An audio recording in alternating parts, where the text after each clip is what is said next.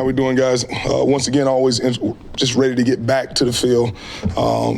Tough game last time out. A lot of things that, we can point toward, but I think it's pretty critical of the way the third quarter kind of went for us. It's pretty easy to see. We got to do work on, just doing better, especially when you're playing against a team that's going to hold you accountable in all those situations. There were some positives. Of course, there's always positive. The way Saint continues to just, stack games now here, and J-Mo definitely coming along for us offensively, and then just the job that JG continues to do. So there's things that we got to work on and progress on them, and now this game is upon us, so we're ready to get going. It's not your position group anymore, Scottie, but you obviously remain really connected to the backs here. You hear it all the time from vets, just they don't mind a smaller role if it comes in winning, but when it's not winning consistently, that smaller role becomes tougher because they feel like they can do more. I'm just curious, just the connection you have with David. How is he mentally handling this season as kind of maybe these game flows have taken him out of the game plan more than maybe you or he would like? Yeah, so, it's the changes that come, right? Sometimes they come for the good. Sometimes they come for the bad. You kind of look at what he's done and what I've tried to convey to him. If you look at where he was around this time last year and where he is now, he's probably 100 or so yards off. Less carries. He has more yards per carry, I think, now than he did last year. And so that in itself makes it a little bit more difficult for him. And if it wasn't difficult, he wouldn't be a competitor. And that's the biggest thing that I hope no one misses with him saying whatever he says or understands how he's feeling, because he is the highest level of just competitive nature. And when you look at, almost averaging 5 yards a touch from the backfield, it makes you want it more. And but he completely understands where he is in his role right now. He wants it to be more. I think all of us want it to be more. It's painful to see one of your better players not, where he wants to be. It's more about making sure that we give our players the opportunity to achieve the goals that they have. So hopefully we can continue to better ourselves and giving him those opportunities, but also make sure he gets where he needs to feel good about where his performance is and helping the team win. So it is difficult, definitely. Jameson and Saint have obviously had a lot put on their plate. They're both well-established players. I'm just kind of curious, what can that workload do for them, like positively, I guess, going forward? Is there a benefit in growth to kind of having that workload, despite the fact that they are quite well-established? No, yeah. So you say well-established. For J-Mo, this is still the growth process for him. He's not quite, what Saint, he hasn't been able to do quite what Saint has done just because of time, a lot of it, and time on task, and the things that we've asked him to do. The workload that we've put on them collectively, it's been good, because it's good to have two bell cows and being able to go at both of those guys, a lot like, we would have in the backfield, just with two established players. The other thing is that now we are not seeing the same type of double teams. In one part of the year, we were seeing a certain type of double team, but now as he garners respect, with that workload that we've given him now, the doubles will go both ways. And now that critical piece now pushes it toward the next man in. Is it Jameer now not being able to double? Is it Tasla? Is it Khalif? Who's next? What's next? And who's the guy that's going to come in and make plays for us? So the workload, the positive part of the workload is hopefully the workload will give somebody else a great opportunity outside of Jameer. Scottie, Jalen Ramsey has had probably a Hall of Fame career, mostly at corner. He's playing some safety now for them. When you watch them on tape, how do you think he has transitioned and embraced that role? I'm amazed. I mean, his instincts at the safety position, it's a very instinctual position, not only in the run game or coming down, but when you're playing the high safety. And he's doing things a lot different than they did, earlier in the year. There's some different details I'm not going to talk about that he's doing that are causing people a lot of problems, just the way that he's playing the back end, especially in his range. And then the other part of it is when they do get to man-to-man situations where he does have to come down and cover. If he's covering number 3 or a tight end, matchup, goes to him, right? So there's a lot of things that I can say about, how he's covering, but the bigger deal is just his instincts in the back end, man. I would find it hard to believe that a lot of corners, but like you say, man, he's going to be a Hall of Famer. You get those type of guys, you can place them anywhere, and that's exactly what he's been able to do. But not only been placed back there, but he's taking the level that position is playing at and taking it to a higher level. Yep, definitely. You've got some younger receivers in that room. In what ways have you seen J-Mo kind of bring those guys along and help pass along the message? Man, it's always good to have a bridge in the room, right? Because, it's probably, if you would say, Saint is very mature. Khalif he's even more mature in certain situations. And then you have me, who is at the height of the maturation process, right? I don't think there's a level for maturity, at least in the room with those guys that I have, that they can think I can get to a higher point at. And then J-Mo is that guy that now is transitioning. He understands the power of not only having this high level of maturity, but also the connectivity that this generation has that's a little bit different, that they kind of speak in a different language at times, but they also, they do cheer for each other differently than it would have been 15 years ago. 15 years ago in the room, sometimes receivers didn't even speak to each other. I'm talking about it all. The guy caught 8 balls, another guy caught 5 balls. Those guys weren't speaking again until this guy caught 8 balls and the other guy caught 5. So there is a connectivity that we have. He's done a good job of bringing them along. And, man, we have been overly impressed with those young receivers, right? But it's one thing to do it off of a card and do it against our defense, which over and over. And then it's another thing when you step into the spotlight of doing it against a different team, no cards, week to week. We're really impressed with him. J-Mo's done a good job bringing them along.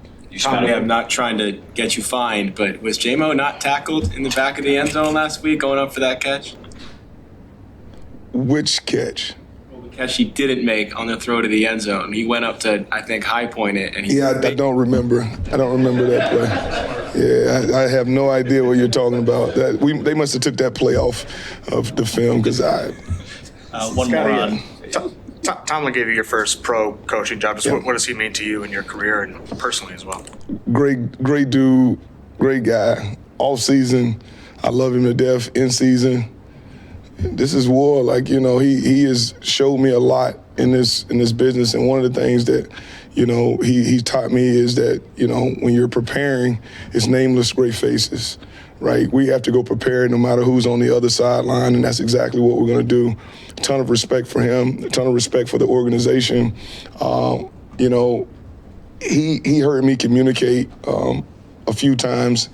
And I learned a lot from him, not just in the way that I communicate, but making sure that when I do articulate it, I try to get to the point of what the player needs. And I think that's one of the things that I've learned the most from him is just, there's no sugarcoating that's going to make a great player a better player.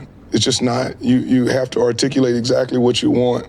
And he does a great job of that, not only with you guys, but also to the players. I mean, when you get behind closed doors with him, single one-on-one conversations with the players, man, they're pretty special.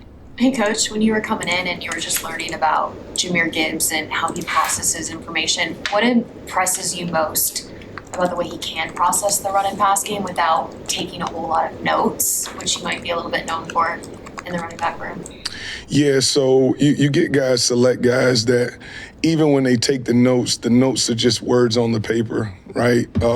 With Jahmyr, he's one of those guys, it's not just a photographic memory, but he sees situations, he sees, technique, but he has to see it over and over again. So if we're installing, I can go through an install with him, right, and show one clip, and that doesn't mean he has it. He understands the concept, but if you show him 3 clips of the same concept against different coverages, he's one of those people that every time he sees the concept sticks.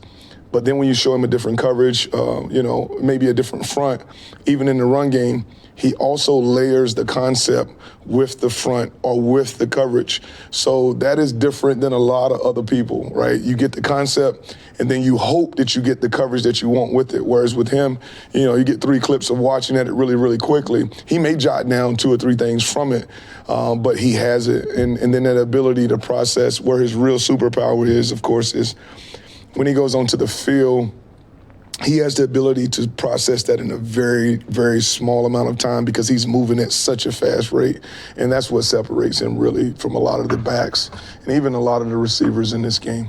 One more on Ramsey, I think I asked you a similar question about Kyle Hamilton before the Baltimore game. Yeah. Just given the versatility of his alignments right now, slot, box, free safety, sometimes on the outside still, like is he very much a pre-snap ID? Like you need to know where he's at before you snap the ball? Yeah, we definitely need to know where he's at, and we will. You know, it's very difficult to go into this game and not know where he's at. He gives him the ability to double when he wants us to double and then not double, right? So because he can play, you know, he can go play guys on an island, he can go play guys backside, he can play the X, he can play the F, he can play the Z. So knowing that also gives us a tip, you know, if he's in coverage, they're not going to use a whole lot of doubles with him, right? Because he has that ability. So knowing where he is very important. The other thing is, if you've seen on tape, our backs need to know where he is coming out of the sky. He is doing a tremendous job of coming down, tackling guys with force, stopping guys in their tracks, and also searching for the ball as he comes down. So it's definitely, we got to know where he's at schematically, but our backs, our tight ends, our underneath catchers need to know fundamentally where he's at so that we can take care of the football. Great question. I want to ask you about Alex. You know, it's a guy that I think we all knew he wasn't particularly happy with his contract situation coming in. Gets, you know, a bridge resolution and then goes out, appears in every game, misses one practice all year. I don't know, what does it say about maybe his attitude, his mindset that, you know, you got all of what he had to offer when maybe he wasn't always the most happy with his situation? You know, Enzo, he's, you know, everybody, we've had so much success here in the past, 3 years. He has a lot to do with that, you know, being the captain. For as long as he's been, you know, I think the guys, the coaches, everybody has the utmost respect for that guy. And, you know, credit to him, you know, this is a tough game, you know, a guy who's older, you know, just day in, day out, you know, he comes to work, put his hard hat on, you know, puts the team first and things like that, you know, just like from a coaching staff perspective, we love that, you know, he's another coach on the field, you know, we're very fortunate enough to have the guy. Has the performance held up to the standard that he put on tape the last 2 years as well? I would say for the linebacker unit as a total, it hasn't. Why I'm saying that, because right now we're seeing that we have 6 losses, I think. So obviously it's not good enough. How do you, I guess, see the forest from the trees on that with, you know, the losses, but also your unit?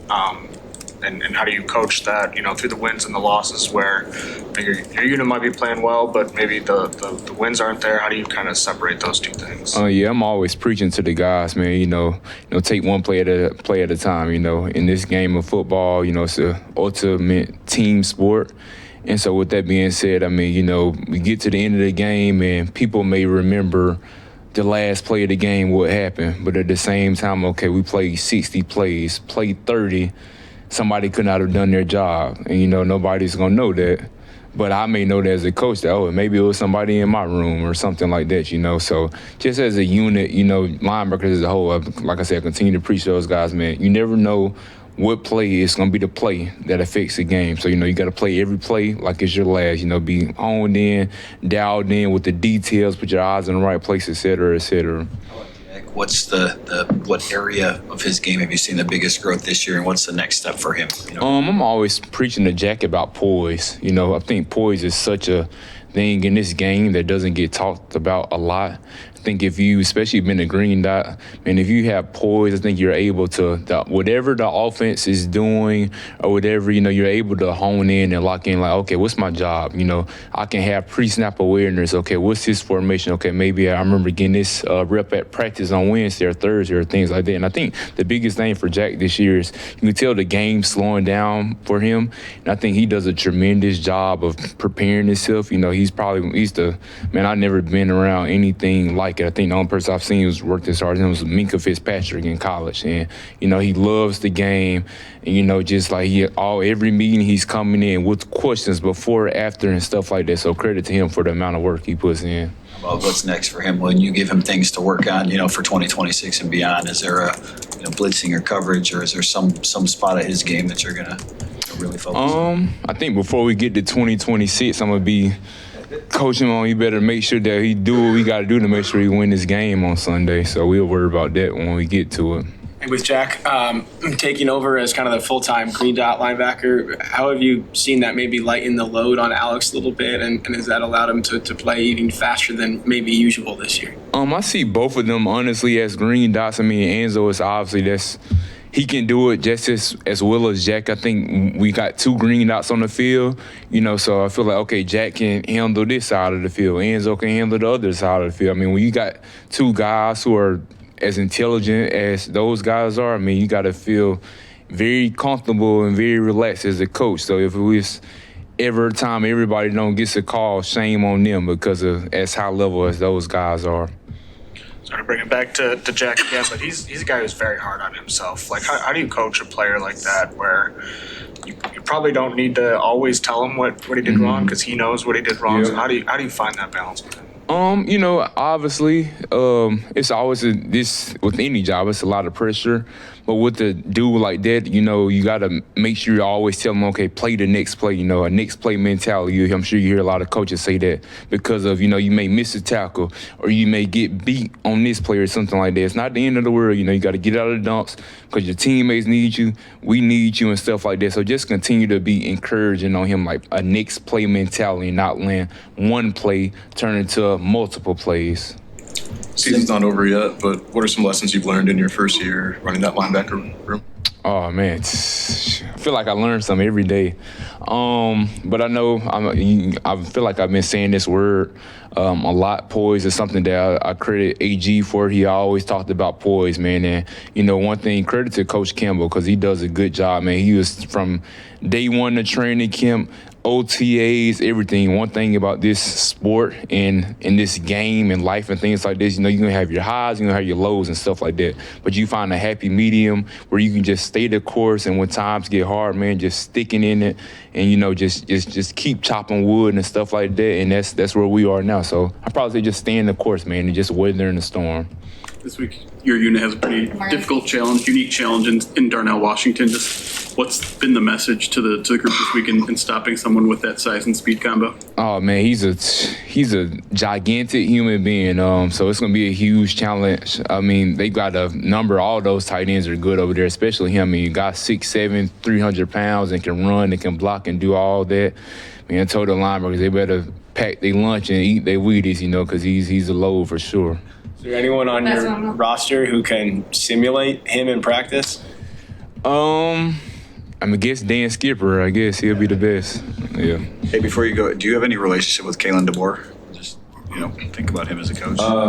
Yeah. I mean, not really. Nah. Yeah.